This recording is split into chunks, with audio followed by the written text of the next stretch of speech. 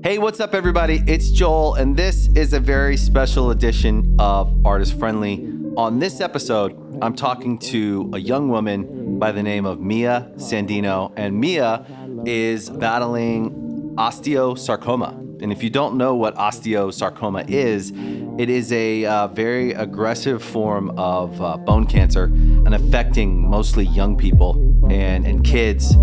And Mia is a young woman who is facing this and battling it and is doing incredible things. Her story is great. She's an incredible girl, and I wanted to have her on to share her story with people and inspire people out there. I met Mia through a organization called Make It Better Agents. It's a leading pediatric osteosarcoma nonprofit. They do incredible work helping kids and their families when they're faced with this diagnosis. This organization has organized and brought all the, it's such a small group of people, relatively small group of people, but it's a large group when you pull them all together that are affected by this. So it's really hard, I think, for families when they get this diagnosis, when they're going through this really difficult time. And so Make It Better works to solve all of that. So they raise money not only for research, but they connect people that are going through this and they help them with resources.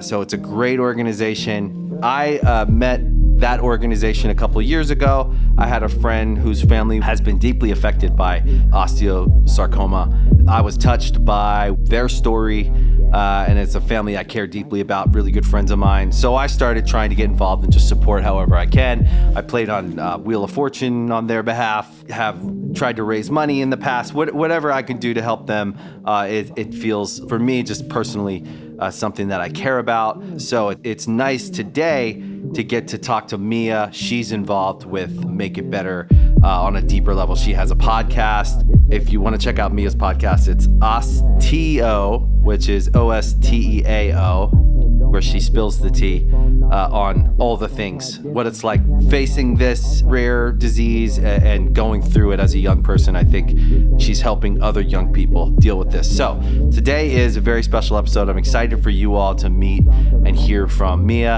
and hear an inspiring story about someone that's facing a really, really challenging situation with a lot of strength, fearlessness, and really an optimistic person who inspires me. I'm excited for you all to hear this, so let's get into it. This is Artist Friendly. Let's go. No bad times, I don't want no bad. No bad times, I don't want no bad.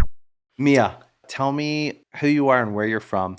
My name is Mia Sandino. I am originally from Chelsea, New York City, Manhattan. Moved out to LA, Encino specifically, back in 2004. Grew up here in the Valley, big Valley girl. Was diagnosed with stage 3 just with osteosarcoma in September of 2018. I've been battling it since then. And every day I just try to make it better in some way, shape, or form and just keep up with my community. And so we're here to talk about your story, but then we're also talking about the organization. Yes, Make It Better. And can you tell me a little bit about Make It Better? So Make It Better is a nonprofit, and our main goals are to promote awareness of osteosarcoma, which is a rare form of bone cancer. It's a generally pediatric cancer. And it's raising awareness about osteosarcoma, how it affects families, so we can fund research, provide resources for families. We have a great guidebook that was compiled by doctors and families who have gone through it, and really just bringing people together and making their lives a little bit better. That's why we are Make It Better, is just, it sucks having cancer, point blank. I mean, it's awful.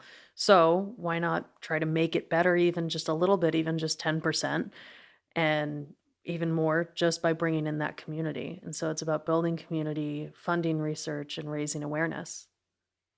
Great. Okay, so let's start with your story. Let's get this party started. Great.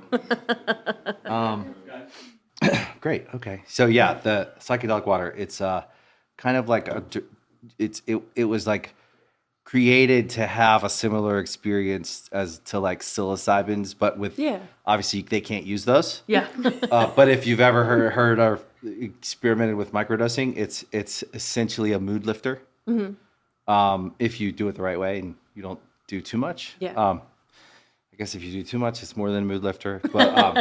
But they developed this to kind of have a similar experience. No, it's great. I have a ton of friends who microdose. I haven't personally done it yet, but I've heard it's great for depression and anxiety and a lot of other things that go along with, being a cancer patient at this age or just being this age in general. I turned 24 a couple weeks ago and I've had cancer for 4.5 years now. Wow. So it's crazy. I mean, it's crazy thinking that I was on an operating table 24 hours ago and I'm still able to be in this room with you guys right now. So how does that work? How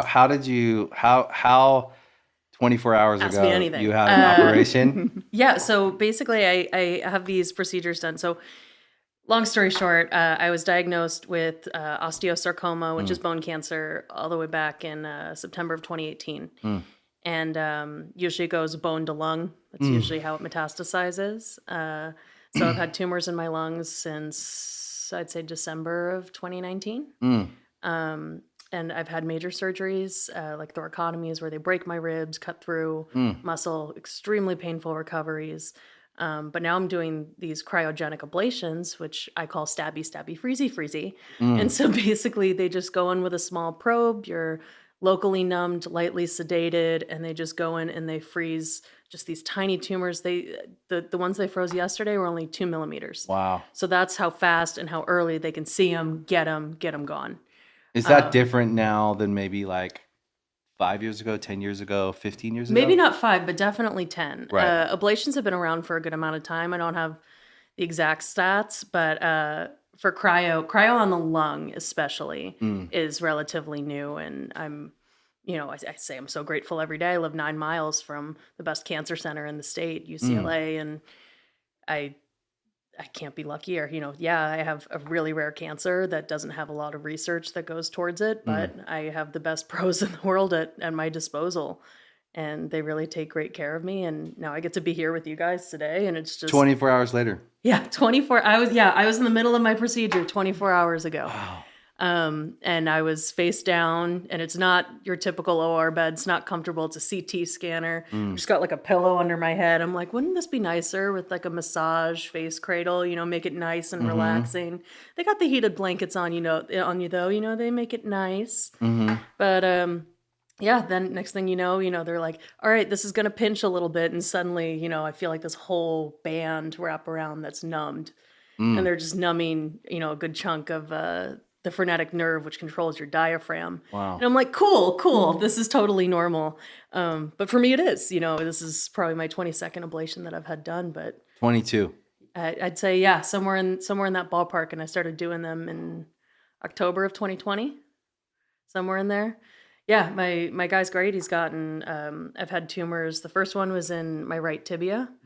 Back in 2018, I'd walked on it for months. Just thought a sprain. I was up at the University of Washington, go Dogs. I was up there. I was a sorority girl, just walking around campus, all hills and stairs on the 3rd floor of the house, dancing on frat basement tables, the usual 19-year-old shenanigans. Why would I think it wasn't a sprain? Yeah. And just got more and more bruised, more and more swollen. And it turns out I had a 2.5-inch tumor in my tibia that had fully broken through it. I'd been walking on a broken bone for months. So after that, I did chemo for that surgery. I've got 15 inches of metal in my right leg. His name is Rodney. We have a love-hate relationship. Rodney, Yeah. And total love-hate relationship. He gives out on me sometimes, but at the end of the day, he's still very supportive. Yeah. But yeah, I've had my cancer spread to my spine, the top of my femur, right in the femoral neck, so the thinnest part of the femur. My pelvis, my scapula, and my lungs, obviously. Probably forgetting 1 or 2 things here or there along the line, but I can't believe it's going to be 5 years in September. But now I get to just be here and talk to all of you. And I'm here with Anne, and her organization, MIB, has totally made a huge difference in my life. When did you guys meet? In person or online? Well, when did you come into each other's lives? 2021? 2021. Yeah. 2020, late 2020. Late 2020. Yeah. I was on the junior advisory board for MIB, so it's like 15 to 22 is usually the cutoff. She was nice enough to extend it for me last year because I was 23 and on the board. Right. I ended up being the VP, which was Wow. really fun. Working with pretty much my best friend through the organization, Kara, Yeah. who lives in Buffalo. So it's, we've got kids all over the country who are coming together to raise awareness for osteosarcoma, who have been impacted by the cancer in some way. Either their sibling had it, they had it. And it's really great that it's such a nice community that comes together, and we just build these friendships, and the dark humor that comes out of it. Let me tell you, Yeah. the amount of jokes, the amount of names of prosthetics that have gone around. I have a friend, her prosthetic, her leg is named Eileen. We've got, just a bunch of Tony. Yeah, Tony. Tony's a good one. Yeah, so we try to make it fun and lighthearted. So let's just talk about Make It Better for a second, so that people understand what it is, because also osteosarcoma, so I think a lot of people aren't really familiar with it, and I think it's important that people understand because it is rare, and I think being rare, it's going to get less attention, and Yes. I think so people understanding what osteosarcoma is, and then understanding what Make It Better is and what you guys are doing, and why it's so important. So I think for osteosarcoma it is a rare cancer, but something to know about pediatric cancers is that every single pediatric cancer is considered rare. Right. Yeah. So regardless of what pediatric cancer it is, it's rare. Right. Osteosarcoma is one of the more common pediatric cancers. It affects kids age sort of 10 to 20. Usually 13, 25 Yeah. is usually the age range. And then, of course, outliers on either side. Of course. It usually presents as pain, swelling, heat. Often you Bruising. think, often misdiagnosed for Growing pains. As growing pains. I was 9 months misdiagnosed. I was about the same. Yeah. Yeah. So- thought it was an MCL sprain. That's what they kept telling me. Didn't do any scans. Why would they? I was a 19-year-old freshman in college. And it's why would you think that I'd have some rare cancer when I was running around, constant shenanigans. And I was 43 and I was training for a marathon and my leg kept hurting. And I kept going to the doctor, sports medicine, going, it still hurts. What do I do? Month after month. So I kept getting misdiagnosed. But it's the same pattern as the kids go through. Right. So just like you were a college kid, why would you think I had a pediatric cancer? For me, it was the ortho would X-ray it.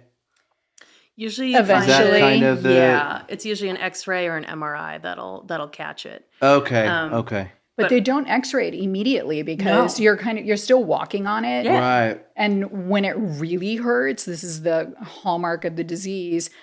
When it really hurts is at night. It like wakes Yes. you up and you're like, Mm-hmm. screaming pain, like your bone is breaking constantly. And it is because this type of cancer comes from the bone. It's not in the bone. It's not the marrow. It's actually bone making bone. Yeah.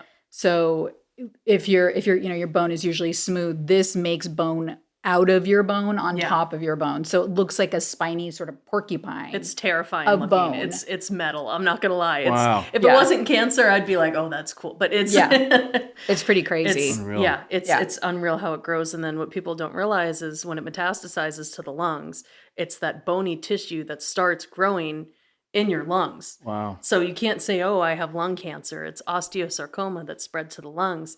And so it's like, suddenly, I've got these chunks of bone in my lung. Like, what are you telling me? And you don't expect this as a kid. I mean, I at least was, 20 when I found out that it, 2021 when I found out it was in my lungs.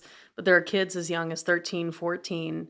And usually because they dismiss it as growing pains, you don't realize that it is osteosarcoma until it's already spread, and once Right. it's spread, it's so much harder to get a hold of. Right.